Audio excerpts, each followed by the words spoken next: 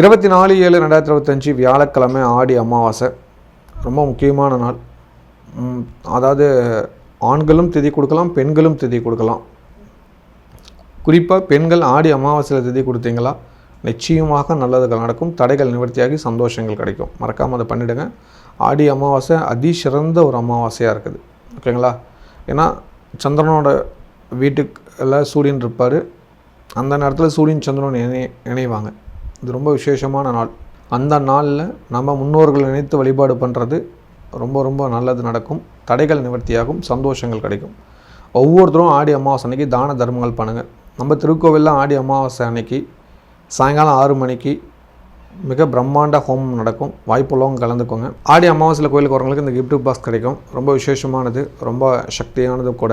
இது அவங்க வீட்டில் கட்டினீங்களா, அதாவது டிஸ்ட்ரிக்கள் வராது, அவங்க தொழில் செய்கிற இடத்துல வச்சுட்டிங்களா தொழில் அபிவிருத்தி நடக்கும், தடைகள் நிவர்த்தியாகி சந்தோஷம் கொடுக்கும். மறக்காமல் இதை ஃபாலோ பண்ணிக்கோங்க. ஆடி அமாவாசை அன்றைக்கி சாயங்காலம் 6 மணிக்கு கோயிலுக்கு வந்துடுங்க. பிரம்மாண்டமான 2 ஹோமம் நடக்கும்.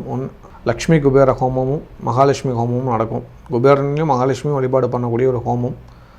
அதே போல் பார்த்திங்களா, அந்த ஹோமத்துக்கு வரவங்க எலுமிச்சங்காய் வாங்கிட்டு வாங்க. அதை நான் உங்களுக்கு பிரார்த்தனை பண்ணி கொடுக்குறோம். அதை வீட்டில் கொண்டு போய் வச்சுக்கோங்க. உங்களுக்கு என்ன மாதிரி பிரார்த்தனை இருக்குதோ அதுக்கான பிரார்த்தனை செஞ்சு நாங்கள் தருகிறோம். ஓகேவா? அந்த எலுமிச்சங்காயை பூஜை பண்ணி நாங்கள் தரோம். அதை வாங்கிட்டு போங்க. அப்புறம் ஹோமத்தில் நீங்கள் ஒரு சில திரவியங்கள் போடலாம். ஹோமம் முடிஞ்ச உடனே அன்னதானம் நடக்கும். ஓகேவா? அதனால் ஒன்றும் பிரச்சனை இல்லை. அதே போல் வெளியூர்லேருந்து வரவங்க நைட்டு கீழே மண்டபத்தில் தங்கிட்டு காலையில் போயிடலாம். ஓகேங்களா? அதுவும் ஒன்றும் பிரச்சனை இல்லை.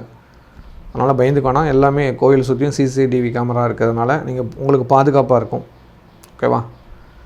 அதனால் நீங்கள் பயந்துக்க தேவையில்லை. வெளியூர்லேருந்து வரவங்களுக்கு கீழே மண்டபம் இருக்குது. குறைஞ்சபட்சம் 500 பேர் படுத்து தூங்கலாம். அந்தளவுக்கு மண்டபம் பெருசாக இருக்குது. பயப்பட தேவையில்லை. தைரியமாக வாங்க கோயிலுக்கு.